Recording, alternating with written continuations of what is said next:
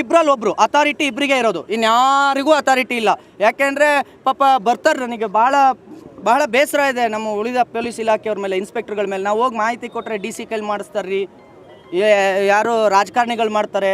ಇಲ್ಲಿ ಯಾವನೋ ಇದಾನೆ ತನ್ವೀರ್ ಸೇಠ ಯಾರೋ ಇದಾನಂತವನು, ಅವ್ನು ಫೋನ್ ಮಾಡ್ತಾನಂತೆ, ಕಸಾಯಿಖಾನೆ ಮುಚ್ಚಿಸ್ತೀವಿ ಅಂತ ಒಬ್ರು ಇನ್ಸ್ಪೆಕ್ಟರ್ ಅಳಲು ತೋಡ್ಕೊತಾರೆ. ನಾವು ಹೋಗ್ತೀವಿ ಪುನೀತ್ ಅವರೇ, ಕಸಾಯಿಖಾನೆ ಮುಚ್ಚಿಸ್ತೀವಿ ಅಂತ ಹೋಗ್ತೀವಿ, ತನ್ವೀರ್ ಸೇಠ್ ಫೋನ್ ಮಾಡಿಸ್ತಾನೆ, ವರ್ಗಾವಣೆ ಮಾಡಿಸ್ತೀವಿ ಅಂತಾನೆ. ಏನು ಮಾಡೋಣ ನಾವು ಪುನೀತ್ ಅವರೇ ಅಂತಾರೆ. ಹಾಂ, ನೇರವಾಗಿ ತನ್ವೀರ್ ಸೇಠು ಗೆದ್ದಿರೋದು ಕೇವಲ ಮುಸ್ಲಿಂ ರೋಟ್ ಅಲ್ಲ, ಹಿಂದೂಗಳ ಧಾರ್ಮಿಕ ಭಾವನೆಗೆ ಬೆಲೆ ಕೊಡಬೇಕು ಅಂತ ಗೊತ್ತಿಲ್ವಾ ಅವನಿಗೆ? ನೇರವಾಗಿ ಕಡಿತೀನಿ ಅಂತ ಹೇಳಿದಾಗ ಅದಕ್ಕೊಂದು ಹೇಳಿಕೆ ಕೊಡಬೇಕು ಅಂತ ಗೊತ್ತಾಗಲ್ವಾ? ಈ ಮುಸ್ಲಿಂ ಓಲೈಕೆ ತುಷ್ಟೀಕರಣವನ್ನು ಬಿಡಲಿಲ್ಲ ಅಂತ ಅಂದರೆ ಇದು ಬಹಳ ದೊಡ್ಡ ಮಟ್ಟಕ್ಕೆ ಹೋಗುತ್ತೆ. ನಾನು ಸೀರಿಯಸ್ ಆಗಿ ಹೇಳ್ತಾ ಇದ್ದೀನಿ, ನೀವು ಕಾಲಹರಣ ಮಾಡಬೇಡಿ ದಯವಿಟ್ಟು. ಡಿ ಸಿ ಅವ್ರೂ ಅಥವಾ ಇನ್ನೂ ಜನ ಸೇರೋರಿದ್ದಾರೆ, ನೀವೆಲ್ಲೆಲ್ಲಿ ತಡೆದಿದ್ದೀರಿ, ಅವ್ರು ಹೆಂಗೆ ಬರಬೇಕು ಬರೋರಿದ್ದಾರೆ. ಇಲ್ಲಿ ಸಂಖ್ಯೆ ಜಾಸ್ತಿ ಆಗುವ ಮುನ್ನ ನೀವಾಗೆ ಸಂಖ್ಯೆ ಜಾಸ್ತಿ ಆದಮೇಲೆ ನೀವು ಮತ್ತೆ ನಮ್ಮ ಮೇಲೇನು ಹೇಳಬೇಡಿ. ನಾವು ಈಗಲೇ ಏನು ಬಂದಿದ್ದೀವಿ, ನಮ್ಮಷ್ಟು ಜನರ ಮುಂದೆ ನಮ್ಮನ್ನು ಅಡ್ರೆಸ್ ಮಾಡಿ, ಡಿ ಸಿ ಅವರು ಮಾಧ್ಯಮವನ್ನು ಅಡ್ರೆಸ್ ಮಾಡಿ ನಾವೇನು ಮನವಿ ಕೊಡ್ತಾ ಇದ್ದೀವಿ ಅದಕ್ಕೇನು ಕ್ರಮ ಜರುಗಿಸ್ತಾರೆ, ಮಾಧ್ಯಮಗಳನ್ನು ಅಡ್ರೆಸ್ ಮಾಡಿ ಅವ್ರು ಹೇಳಬೇಕು.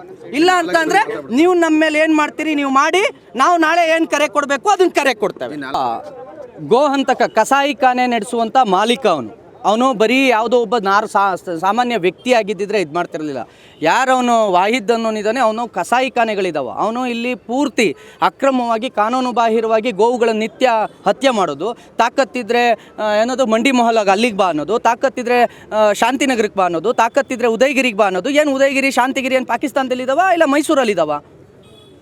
ಎಲ್ಲಿದ್ದಾವೆ? ತಾಕತ್ತಿದ್ರೆ ಬಾ, ಇಲ್ಲಿ ನಿನ್ನ ಎದುರಿಗೆ ಗೋವನ್ನು ಕಡಿತೀನಿ ಅನ್ನೋದಾದರೆ ಬಂದಿದ್ದೀವಿ. ಈಗ ತಾಕತ್ತಿದ್ದವನು ಬಂದು ಕಡಿಲಿ ಇಲ್ಲಿ ನೋಡೋಣ. ಈ ಕಾನೂನಿಗೆ ಸಂವಿಧಾನಕ್ಕೆ ಬೆಲೆ ಇಲ್ವಾ?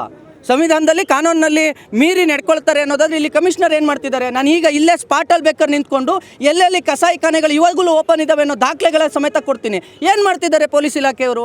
ಯಾಕೆ ಇದ್ರ ವಿರುದ್ಧ ಕ್ರಮ ಜರುಗಿಸ್ತಾ ಇಲ್ಲ? ಈಗ ನಾವು ಹೋಗ್ಬೇಕಾ ಕಸಾಯಿಖಾನೆ ಬಂದ್ ಮಾಡೋದಕ್ಕೆ? ನಾವು ಕಸಾಯಿಖಾನೆ ಬಂದ್ ಮಾಡೋಕ್ಕೆ ಹೋದರೆ ನೈತಿಕ ಪೊಲೀಸ್ಗಿರಿ ಅಂತೀರಿ. ನಾವು ಯಾಕೆ ನೈತಿಕ ಪೊಲೀಸ್ಗಿರಿ ಮಾಡೋಣ? ನೀವೇ ಬಂದ್ ಮಾಡಿರಿ ಕಸಾಯಿಖಾನೆಗಳನ್ನು. ಅವನು ತಾಕತ್ತಿದ್ರೆ ಬನ್ನಿ ಅಂತ ಹಿಂದೂ ಸಮಾಜಕ್ಕೆ ಕರೀತಾನೆ ಅನ್ನೋದಾದರೆ, ನಮಗೆ ಇವ್ರುಗಳು ಅವ್ರನ್ನ ತಡೆದು ಅವ್ರನ್ನ ಅರೆಸ್ಟ್ ಮಾಡೋದು ಬಿಟ್ಬಿಟ್ಟು ನಮ್ಮನ್ನು ನಾಕಾಬಂದಿ ಹಾಕ್ಕೊಂಡು ಕೊಲಂಬಿಯೇಶಿ ಹತ್ರ ಅಲ್ಲಿ ಟೋಲ್ ಹತ್ರ ತಡೆಯುವಂಥ ಏನಿದೆ ಅವಶ್ಯಕತೆ ಏನಿದೆ? ನಮ್ಮ ಕಾರ್ಯಕರ್ತನ ಬಂಧಿಸುವಂಥ ಅವಶ್ಯಕತೆ ಏನಿದೆ? ನನಗೆ ಗೊತ್ತಿಲ್ಲ ಅದು. ಇವ್ರಿಗೇನಾಗಿದೆ ಅಂತಂದ್ರೆ, ಹಿಂದೂಗಳು ಅಂತ ಅಂದ್ರೆ ಈಗ ಗೃಹ ಮಂತ್ರಿಗಳು ಹಿಂದೂ ವಿರೋಧಿ ಹೇಳಿಕೆಗಳನ್ನು ಕೊಟ್ಟು ಪೊಲೀಸ್ನವ್ರಿಗೂ ಏನಾಗಿದೆ ಅಂತ ಅಂದ್ರೆ, ಕೇಸರಿ ಶಾಲೆ ಹಾಕಿರೋ ಹಿಂದೂಗಳು ಅಂತಂದ್ರೆ ಭಯೋತ್ಪಾದಕರು ಕಣ್ಣಂಗೆ ಕಾಣ್ತಾ ಇರ್ಬೇಕು ಇವ್ರ ಕಣ್ಣಿಗೆ. ಇದು ಯಾವ ರಾಷ್ಟ್ರ ಅನ್ನೋದು ಮರ್ತಿರ್ಬೇಕು ಅವರು. ನಾವು ಶಾಂತಿಯಿಂದ ಇರ್ತೀವಿ. ನಾಳೆ ಈದ್ ಮಿಲಾದ್ ಇದೆ, ಶಾಂತಿಯಿಂದ ಆಚರಿಸ್ಲಿ, ನಾವು ಶಾಂತಿಯಿಂದ ಬಿಟ್ಕೊಡ್ತೇವೆ. ಈ ಟೈಮ್ನಲ್ಲಿ ನೀನು ತಾಕತ್ತಿದ್ರೆ ಈ ಏರಿಯಾಗೆ ಬಾ. ಅವೆಲ್ಲ ಯಾವ ಏರಿಯಾಗಳಂಗಾದ್ರೆ ಕಮಿಷನರ್ ಹೇಳಬೇಕು. ರಾಜಾರೋಷವಾಗಿ ವ್ಯಾಪಾರ ಮಾಡ್ತಿದ್ದಾರೆ ಸರ್. ಅದು ಮಾರಬೇಕಾದ್ರೆ ಅಂಗಡಿಗಳನ್ನು ರಾಜಾರೋಷವಾಗಿ ಇಟ್ಕೊಂಡಿದ್ದಾರೆ. ಪೊಲೀಸ್ ಇಲಾಖೆ ಉತ್ತರ ಕೊಡಬೇಕು, ಡಿ ಸಿ ಉತ್ತರ ಕೊಡಬೇಕು. ಮೈಸೂರಿನಲ್ಲಿ ಶಾಂತಿ ನೆಲೆಸಬೇಕು ಅಂತಂದರೆ ಕರ್ನಾಟಕ ರಕ್ಷಣಾ ವೇದಿಕೆ, ಕನ್ನಡಿಗರ ರಕ್ಷಣಾ ವೇದಿಕೆ, ಎಲ್ಲ ಕನ್ನಡ ಪರ ಸಂಘಟನೆಗಳು ಕೂಡ ಕರೆ ಕೊಟ್ಟಿದ್ದಾವೆ. ಈ ಬಾರಿ ಕನ್ನಡ ಸಂಘಟನೆಗಳು, ಹಿಂದೂ ಸಂಘಟನೆಗಳು ಈಗೇನಾದರೂ ನೀವು ಕಸಾಯಿಖಾನೆ ಬಂದ್ ಮಾಡಿಲ್ಲ ಅಂತ ಅಂದರೆ, ಇದು ಅವನು ತಾಕತ್ತು ಇದ್ದರೆ ಬನ್ನಿ, ನಾನು ಮುಂದೆ ಕಡಿತೀನಿ, ನೀನು ಮುಂದೆ ನಿಲ್ಲಿಸ್ಕೊಂಡು ಕಡಿತೀನಿ ಅಂದಿದ್ದ, ಬಂದು ನಿಂತಿದ್ದೀವಿ. ಅವ್ರು ಹೇಳಬೇಕು ತಾಕತ್ತೇನು, ಎಲ್ಲಿ ಯಾವನವನು ಕಡ್ದವನು ಕಡಿತೀನಿ ಅಂದೋನು ಅಂತ. ಇನ್ನೊಮ್ಮೆ ಇದೇ ತಾಕತ್ತನ್ನು ಪ್ರಶ್ನೆ ಮಾಡಿದ್ದೆ ಆದರೆ, ಎಲ್ಲೆಲ್ಲಿ ಕಸಾಯಿಖಾನೆಗಳಿದ್ದಾವೆ ಇವ್ರು ಬಂದ್ ಮಾಡಲಿಲ್ಲ ಅಂತ ಅಂದರೆ ಇಡೀ ಹಿಂದೂ ಕಾರ್ಯಕರ್ತರು ಅಲ್ಲಿಗೆ ಹೋಗ್ಬೇಕಾಗುತ್ತೆ. ಇಡೀ ಹಿಂದೂ ಕಾರ್ಯಕರ್ತರು ಅದನ್ನು ಇಡೀ ಹಿಂದೂ ಕಾರ್ಯಕರ್ತರು ಅವಕಾಶ ಮಾಡಿಕೊಡಪ್ಪ, ಅವಕಾಶ ಮಾಡಿಕೊಡ್ರಪ್ಪ, ಅವಕಾಶ ಮಾಡಿಕೊಡಪ್ಪ, ಅವಕಾಶ ಮಾಡಿಕೊಡಪ್ಪ,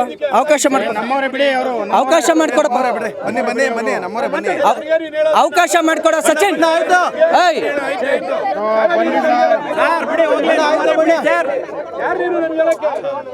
ಬಿಡಿ ಅಣ್ಣ, ಬಿಡಿ, ಅವ್ರಿಗೆ ಗೊತ್ತಿಲ್ಲ. ಒಂದ್ ನಿಮಿಷ ಆಯ್ತು ಬಿಡ್ರಿ, ನಮ್ಮರ ಬಿಡಿ. ನನಗೆ ಅವರೇ ಹೇಳ್ಬೇಕು, ನಮ್ದ ಕೆಲಸ. ನನಗ ಪೇಮೆಂಟ್ ಕೊಡೋದು ಸರ್ಕಾರ. ಕಸಾಯಿಖಾನೆ ಕಾನೂನು ಬಾಹಿರ ಕೃತ್ಯಗಳನ್ನು ತಡೆಗಟ್ಟುವಂಥ ಪುನೀತ್ ಕೆರೆಳಿಗೆ ಪೇಮೆಂಟ್ ಕೊಡ್ತಾ ಇದೆಯಾ, ಪೊಲೀಸ್ ಇಲಾಖೆಗೆ ಪೇಮೆಂಟ್ ಕೊಡ್ತಾ ಇದೀವ? ಅವ್ರಿರೋದು, ಅವ್ರುಗಳು ಏನು ಮಾಡಬೇಕು, ಅವರು ಅದನ್ನು ತಡಿಬೇಕು. ಈಗ ಅವ್ರು ತಡಿದೆ ಕಣ್ಮುಚ್ಕೊಂಡು ಕುಂತವ್ರೆ ಅಂದರೆ, ಈಗ ನಾನು ಮಾಧ್ಯಮದ ಮುಂದೆನೇ ನಿಮ್ಮೆಲ್ಲರ ಮುಂದೆನೇ ಕೇಳ್ತಾ ಇದ್ದೀನಿ. ನಾನೇ ತೋರಿಸ್ತೀನಿ ಕರ್ಕೊಂಡೋಗಿ, ಅವ್ರು ರೆಡಿ ಇದ್ದಾರಾ, ಬರ್ತಾರಾ? ನಾನೇ ತೋರಿಸ್ತೀನಿ. ಯಾಕೆ ಈ ರೀತಿಯಾಗಿ ಬಿಟ್ಕೊಂಡು ಕೂತಿದ್ದಾರೆ? ಏನಾದ್ರು ಸರ್ಕಾರ ಹೇಳಿದೆ, ಕಾಂಗ್ರೆಸ್ ಸರ್ಕಾರ ಏನಾದ್ರು ಗೋಹತ್ಯೆ ತಡಿಬೇಡಿ, ಅದು ಬಿಜೆಪಿ ಸರ್ಕಾರ ತಂದಿರೋ ಕಾನೂನು, ನೀವು ತಡಿಬೇಡಿ ಅಂತ ಏನಾದ್ರು ಹೇಳಿಕೆ ಕೊಟ್ಟಿದ್ಯಾ? ಸರ್ಕಾರ ಏನು ಕ್ರಮ ಜರುಗಿಸ್ತಿಲ್ಲ ಅಂತ ಅನಿಸ್ತಿದೆ. 100ಕ್ಕೆ 100 ಅವರು ಕ್ರಮ ಜರುಗಿಸೋದಿರಲಿ, ನಾವು ಗಾಡಿ ಐಡೆಂಟಿಫೈ ಮಾಡಿ ಗುರುತಿಸಿ ಕೊಡುವಂಥ ಇದು ನಮಗಿದೆ, ರೈಟ್ಸ್ ಇದೆ ನಮಗೆ. ಯಾವುದೇ ಕಾನೂನು ಬಾಹಿರ ಕೃತ್ಯ ನಡೀತಾ ಇದ್ರೂ ಅದನ್ನು ತಡೆದು ಪೊಲೀಸರಿಗೆ ಒಪ್ಪಿಸುವಂತಹ ಅಧಿಕಾರ ನಮಗೂ ಇದೆ, ಕಾನೂನಲ್ಲಿ ನಮಗೂ ಅವಕಾಶ ಇದೆ. BNSS ಅದನ್ನೇ ಹೇಳುತ್ತೆ, ಯಾವುದೇ ವ್ಯಕ್ತಿ ಕಾನೂನು ಬಾಹಿರ ಕೃತ್ಯ ಮಾಡ್ತಾಯಿದ್ರೆ ನೀವು ಅದನ್ನು ತಡೆದು ಪೊಲೀಸರಿಗೆ ಒಪ್ಪಿಸಿ ಅಂತ. ಆದರೆ ಇವರು ಹಿಡ್ಕೊಟ್ಟವ್ರ ವಿರುದ್ಧ ನೀನು ಯಾರು ತಡೆಯೋದಕ್ಕೆ, ನೀನು ಯಾವನು ಗೋಹತ್ಯೆ ತಡೆಯೋದಕ್ಕೆ? ನೀನು ಸಾಕೋಂಗಿದ್ರೆ ಸಂತೆಲಿ ಹೋಗಿ ಖರೀದಿ ಮಾಡಿ ಸಾಕು. ಇವನು ಯಾವನು ಹೇಳಕ್ಕೆ ಅದನ್ನು? ನಾವು ಸಂತೆಲಿ ಹೋಗಿ ಗೋರಕ್ಷಣೆ ಮಾಡಬೇಕು, ಇವನು ಯಾವನು ಹೇಳೋಕ್ಕೆ? ಸಂತೆ ಇರೋದು ವ್ಯಾಪಾರ ಮಾಡೋದಕ್ಕೆ, ಅಲ್ಲಿ ವ್ಯಾಪಾರ ಅಷ್ಟೇ ನಡಿಬೇಕು, ಗೋಹತ್ಯೆ ದಂಧೆ ನಡಿಬಾರ್ದು. ಇವರು ಕಂಟೈನರ್ನಲ್ಲಿ 10-20 ತುಂಬ್ಕೊಂಡು ಹೋಗೋಕ್ಕೆ ಇವ್ರು ಪರ್ಮಿಷನ್ ಪೊಲೀಸ್ನವ್ರು ಕೊಟ್ಟವ್ರು ಅಂತ. ಹಂಗಾರೆ ಕೊಟ್ಬಿಡಿ ಪೊಲೀಸ್ನವ್ರು ಪರ್ಮಿಷನ್ನು, ನಾವು ತಡೆಯಲ್ಲ. ಅವ್ರಿಗೆ ಒಂದು ಲೆಟ್ರ್, ಪೊಲೀಸ್ನವ್ರು ಪರ್ಮಿಷನ್ ಲೆಟ್ರ್ ಕೊಟ್ಬಿಡಕ್ಕೆ ಹೇಳಿ. ನಮಗೆ ಗೊತ್ತಿಲ್ಲ, ಅದೇ ಉತ್ತರಕ್ಕೋಸ್ಕರ ನಾವು ಅದೇ ಕಾರಣಕ್ಕೆ ಇಲ್ಲಿಗೆ ಬಂದಿದ್ದೀವಿ.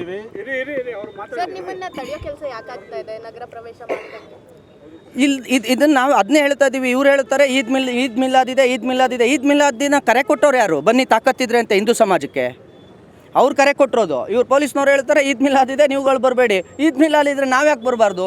ಏನು ಇಡೀ ಮೈಸೂರು ಈದ್ ಮಿಲಾದಿಗೆ ಬರ್ಕೊಟ್ಟಿವಾ? ನಾವು ಬರ್ಕೊಟ್ಟಿದ್ದೀವ ಅಂತ ನಾನು ಹೇಳ್ತಾ ಇರೋದು. ಈದ್ ಮಿಲಾದ್ಗೆ ಇಡೀ ಮೈಸೂರನ್ನ ಬರ್ಕೊಟ್ಟಿಲ್ಲ. ನಾವು DC ಅವ್ರಿಗೆ ಮನವಿ ಕೊಡೋಕೆ ಬಂದಿದ್ದೀವಿ. ತಾಕತ್ತಿದ್ರೆ ಬಾ ಅಂದಿದ್ದೀವಿ, ಬಂದು ನಿಂತಿದ್ದೀವಿ.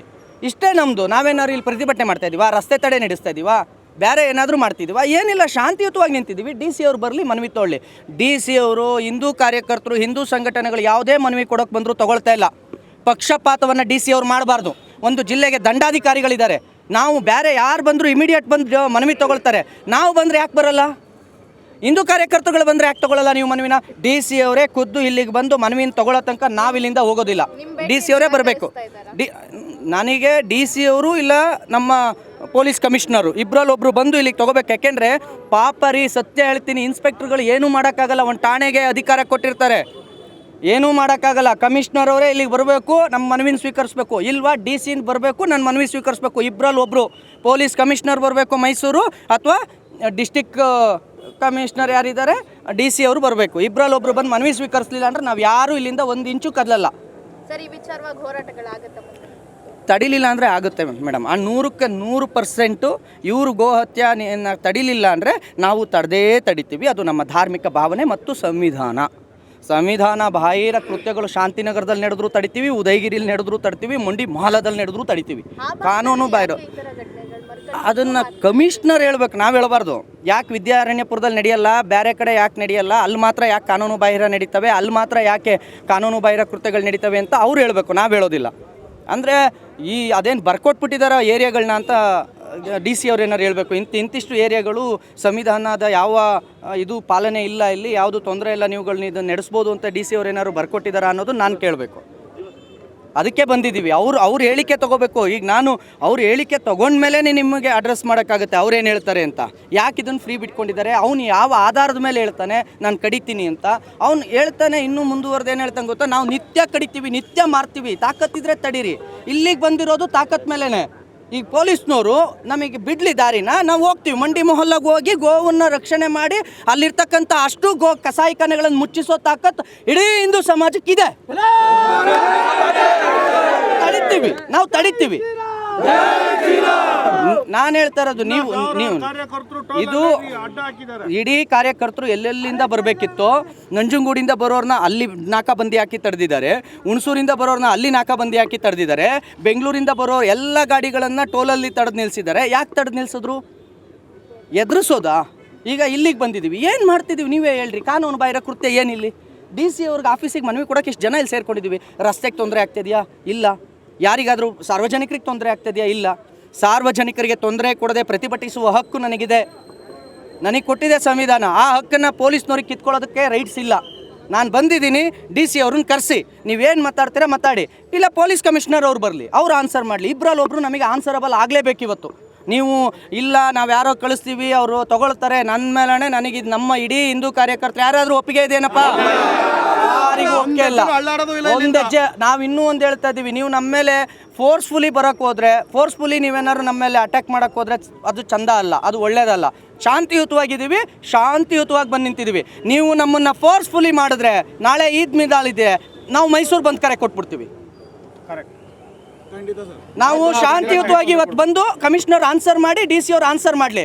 ನೀವು ಆನ್ಸರ್ ಮಾಡದೆ ಫೋರ್ಸ್ಫುಲಿ ನಮ್ಮನ್ನು ಇವತ್ತು ತಡಿತೀವಿ ಅಂದರೆ ಇಡೀ ಕರ್ನಾಟಕದ ಕಾರ್ಯಕರ್ತರನ್ನ ನಾವು ಕರೆ ಕೊಡ್ತೀವಿ. ನಾವು ಮೈಸೂರು ಬಂದಿಗೆ ಕರೆ ಕೊಡ್ತೀವಿ. ಗೋರಕ್ಷಣೆ ಬರೀ ಪುನೀತ್ ಕೆರೆಹಳ್ಳಿ ಅವರ ಜವಾಬ್ದಾರಿ ಮಾತ್ರ ಇಲ್ಲ, ಇದು ಹಿಂದೂ ಸಮಾಜ ಯಾಕೆ ಅದು ಕಾರ್ಯರೂಪಕ್ಕೆ ಬರ್ತಾ ಇದೆ? ಆಗಬೇಕು, ಪೊಲೀಸ್ನವ್ರು ಮಾಡಬೇಕು. ಪುನೀತ್ ಕೆರೆಹಳ್ಳಿ ಕರ್ತವ್ಯ ಅಲ್ಲ, ಅದು ಸರ್ಕಾರದ ಕರ್ತವ್ಯ. ಯಾಕೆಂದರೆ ಇದು ಕಾನೂನಾಗಿದೆ. 2020 ರಾಜ್ಯ ಸರ್ಕಾರ ಕಾನೂನು ಮಾಡಿದೆ ಇದನ್ನು. ಇದು ನನ್ನ ಕರ್ತವ್ಯ ಅಲ್ಲ, ಪೊಲೀಸ್ನವ್ರ ಕರ್ತವ್ಯ. ಆಗ್ತಾ ಇದ್ರು ಎಲ್ಲೂ ಕೂಡ ಯಾವುದೇ ರೀತಿ ಕ್ರಮ ಆಗ್ತಾ ಇಲ್ಲ. ಏನಾರು ಇವ್ರುಗಳು ಹೇಳಬೇಕು, ಡಿ ಸಿ ಅವ್ರು ಹೇಳಬೇಕು ಅದನ್ನು. ಅದಕ್ಕೆ ಕರೆಸ್ತಾ ಇರೋದು. ಇಲ್ಲ, ನೀವು ಬನ್ನಿ, ಯಾಕೆ ಆಗ್ತಿದೆ ಇದು, ಯಾಕೆ ನಡೀತಿದೆ ಇದು, ನಿಮ್ಮ ಕಣ್ಣೆಳ್ತಾಗ ನಾನು ಈಗಲೇ ಬೇಕಾದ್ರೆ ಲೈವ್ ಮಾಡಿ ತೋರಿಸ್ತೀನಿ. ಡಿ ಸಿ ಅವರು ಇಲ್ಲ ಕಮಿಷನರ್ ಅವ್ರು ಹೇಳಿ ಯಾಕೆ ಇದು ನಡೀತಿದೆ. ನನಗೂ ಗೊತ್ತಿಲ್ಲ ಯಾಕೆ ನಡೀತಿದೆ ಅಂತ. ಇಡೀ ಕಾರ್ಯಕರ್ತರುಗಳು ಎಷ್ಟು ನೊಂದ್ಕೊಂಡಿದ್ದಾರೆ ಗೊತ್ತಾ. ತಿಳ್ಸಕ್ಕೆ ಹೋದರೆ ಅವ್ನ ಕೊಳ್ಪಟ್ಟು ಇಟ್ಕೊಳ್ಳೋದು, ನಿನಗೆ ಯಾಕೆ ಇದು ಬೇಕು, ಅವ್ರ ಅಪ್ಪ ಅಮ್ಮನ ಕರೆಸಿ ನಿನ್ನ ಮಗನ ಸುಮ್ಮನಿರು ಅಂತ. ಪೊಲೀಸ್ನವ್ರು ಏನು ಕೆಲಸ ಮಾಡ್ತಾಯಿದ್ದೀರಿ ನೀವು ಮಾಡಬೇಕಾಗಿರೋದು. ಯಾರು ಇನ್ಫಾರ್ಮೇಷನ್ ಬಂದರೆ ವೆರಿ ಗುಡ್, ಒಳ್ಳೆ ಕೆಲಸ ಮಾಡ್ತಿದ್ಯಾ ಮಾಡು, ನಾನು ನಿನ್ನ ಗೌಪ್ಯವಾಗಿಡ್ತೀನಿ ನಿನ್ನ ಮಾಹಿತಿನ, ನಾನು ಹೋಗಿ ಅದನ್ನು ಬಂದ್ ಮಾಡ್ತೀನಿ, ತಗೋ ಬಂದ್ ಮಾಡಿದ್ವಿ, ನೀನು ಕೊಟ್ಟು ಮಾಹಿತಿ ನೋಡು ಕ್ಲೋಸ್ ಮಾಡಿಸಿದ್ವಿ ಅಂತ ಹೇಳಬೇಕಾದ ಪೊಲೀಸ್ನವರು ಅವ್ರ ಅಪ್ಪ ಅಮ್ಮನ ಕರೆಸಿ ನಿನ್ನ ಮಗಂಗಿದೆಲ್ಲ ಯಾಕೆ ಬೇಕು, ಹೊಡೆದಾಕ್ಬಿಡ್ತಾರೆ. ಅವ್ರು ಉಳಿಯಕ್ಕೆ ಬಿಡಲ್ಲ ನಿಮ್ಮನ್ನ. ನಮ್ಮ ಚಂದ್ರಮೌಳಿ, ವಿನಯ್ ಇವರಿಗೆ ವಿನಯ್ ಅನ್ನೋರಿಗೆ ಗೋರಕ್ಷಣೆ ಮಾಡಿದ್ದಕ್ಕಾಗಿ ಇವರಿಗೆ ಇದನ್ನು ಕೇಳಿದ್ದಾರೆ, ಏನದು ಶೂರಿಟಿ ಕೇಳಿದ್ದಾರೆ. ಅಂದರೆ 107 ಮಾಡಿದ್ದಾರೆ. 107ನ ಕೋರ್ಟ್ನಲ್ಲಿ ಸ್ಟೇ ತಂದಿದ್ದೀವಿ. ಸ್ಟೇ ತಂದಾದ್ಮೇಲೆ ಮತ್ತೆ ಪೊಲೀಸ್ನವ್ರು ಮನೆ ಬಾಗಿಲಿಗೆ ಹೋಗ್ತಾರೆ. ಯಾಕೆ ಹೋಗ್ತಾರೆ? KR ನಗರ ಸ್ಟೇಷನಲ್ಲಿ ಯಾಕೆ ಹೋಗ್ತಾರೆ? ಏನು ಇವ್ರದ್ದು ಉದ್ದೇಶ ಏನು? ಪೊಲೀಸ್ನವರು ಈ ರೀತಿಯಾಗಿ ನಾವು ಯಾರು ಇನ್ಫಾರ್ಮೇಷನ್ ಕೊಡ್ತೀವೋ ನಮ್ಮ ಮೇಲೆ ದೌರ್ಜನ್ಯ ಮಾಡೋದಾದರೆ ಅವ್ರಿಗೆ ಆದೇಶ ಇರಬೇಕು. ಯಾರ ಆದೇಶ ಇದೆ? ಪೊಲೀಸ್ನವ್ರಿಗೆ ಒತ್ತಡ ಆಗ್ತಿದ್ದಾರೆ ಸರ್ಕಾರದಿಂದ. ನಾನು ನಿಜವಾಗಿ ಹೇಳಬೇಕು ಅಂದರೆ ಗೃಹ ಮಂತ್ರಿಗಳ ನೇರ ಒತ್ತಡ. ಪ್ರಿಯಾಂಕಾ ಖರ್ಗೆ ಅವರ ಅಪ್ಪನ ಮಗನಂತೆ ನಡ್ಕೊಂತ ಇಲ್ಲ. ನಿಜವಾಗ್ಲೂ ನಮಗೆ ಖರ್ಗೆ ಅವ್ರ ಮೇಲೆ ಒಂದು ಗೌರವ ಇದೆ, ಆದರೆ ಅವ್ರ ಮಗ ನಿಜವಾಗ್ಲೂ ಅಪ್ಪನ ಮಗನ ಥರ ನಡ್ಕೊಂತ ಇಲ್ಲ. ಇಂಥ ದ್ವೇಷ ರಾಜಕಾರಣ ಕೇಸರಿಯ ಮೇಲೆ ಕಂಡ್ರೆ ಉರ್ದು ಬೀಳುವಂಥ ನಮ್ಮ ನ್ಯಾಷನಲ್ ಫ್ಲ್ಯಾಗಲ್ಲೂ ಕೇಸರಿ ಇದೆ, ಅವ್ರು ಮರಿಬಾರ್ದು, ತ್ಯಾಗದ ಸಂಕೇತ. ಇಂಥ ಅಪ್ಪನ ಮಗನ ನಾವು ಎಲ್ಲೂ ನೋಡಲಿಲ್ಲ. ಅಪ್ಪನ ಮಗನೇ ಅವ್ರ ಹೆಸರು, ಅವ್ರಿಗೆ ಇನ್ನೇನು ಸ್ವಂತ ಹೆಸರಿಲ್ಲ ಪ್ರಿಯಾಂಕರ್ಗೆ ಅವರಿಗೆ. ಈ ಮಟ್ಟದ ನೀಚ ರಾಜಕಾರಣವನ್ನು, ಈ ಮಟ್ಟದ ದ್ವೇಷ ರಾಜಕಾರಣವನ್ನು ನೋಡಲಿಲ್ಲ ನಾನು. ಹಿಂದೂ ಕಾರ್ಯಕರ್ತರು ಏನು ಮಾಡಿದ್ರು ತಪ್ಪು. ಏನು ಮಾಡಿದ್ರಿ ಮೊನ್ನೆ ಈಗ ಚಿಕ್ಕಮಂಗ್ಳೂರಲ್ಲಿ ನಡೆದಿದ್ದಕ್ಕೆ ಏನು ಮಾಡಿದ್ರಿ? ನೆನ್ನೆ ಇಲ್ಲಿ ಅವನು ಅಷ್ಟು ದೊಡ್ಡ ಮಟ್ಟಕ್ಕೆ ಮಾಡಿದ್ನಲ್ಲ, ಅವನ ಮೇಲೆ ಎಷ್ಟು ರೌಡಿ ಶೀಟ್ ಇದ್ದಾವೆ, ಎಷ್ಟು ಕೇಸ್ ಇದಾವೆ ಅವನ ಮೇಲೆ ಗೊತ್ತಾ? 15ಕ್ಕೂ ಹೆಚ್ಚು ಕೇಸುಗಳಿದ್ದಾವೆ. ಯಾರ ಮೇಲೆ? ವಾಹಿದ್ ಬಾಬು ಅನ್ನೋನ ಮೇಲೆ 15ಕ್ಕೂ ಹೆಚ್ಚು ಕೇಸ್ ಇದ್ದಾವೆ.